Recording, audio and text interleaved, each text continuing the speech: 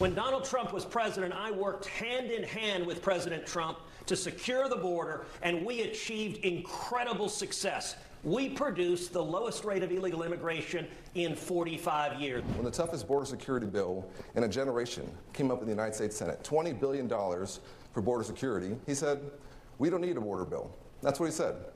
And, listen, this is a pattern for him.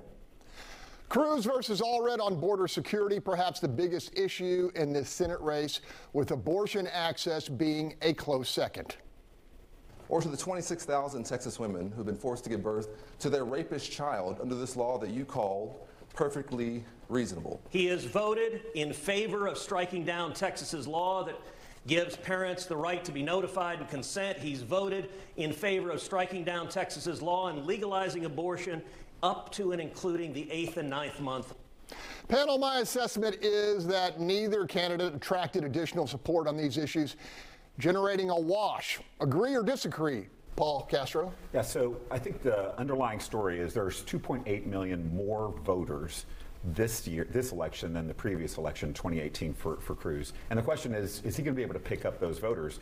From 2012 to 2018, he dropped in the number of votes that he received from 4.4 to 4.2, whereas his opponent spiked. And so if you have 2.8 million new voters, you're going to probably get a 1.5 million actual voters in the polls.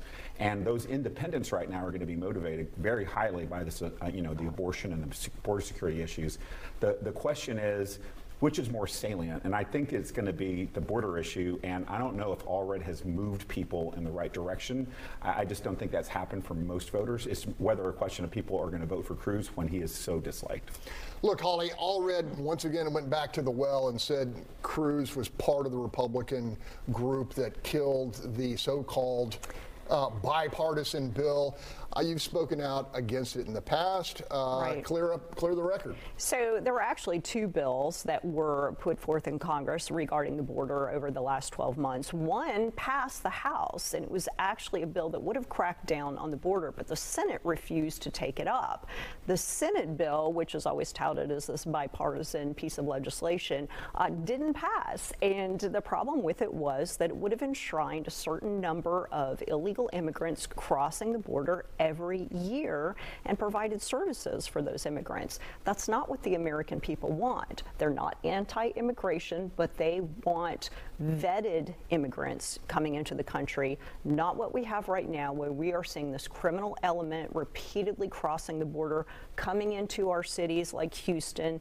We see these violent crimes, such as the murder of the 12-year-old girl earlier this year, Jocelyn Nungare, and people are fed up with that, and that does appeal to the moderates and the independent voters. Chris, I've looked at this, and it seemed to me like the so-called bipartisan bill was a poison pill. They knew it wasn't going to float in the House, and so they threw it out there for campaign purposes. Well, it was the bill negotiated by the Republican senator appointed by the Republicans, and so let's don't forget that. Yeah. And the Republicans appointed that senator to negotiate with the Democrats, and he did.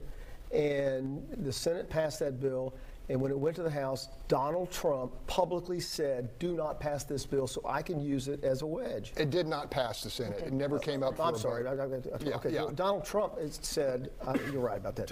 But Donald Trump said, do not pass this bill so I can use it as a campaign issue. And so let's don't forget that that's what happened. And this bill was negotiated by the Republicans.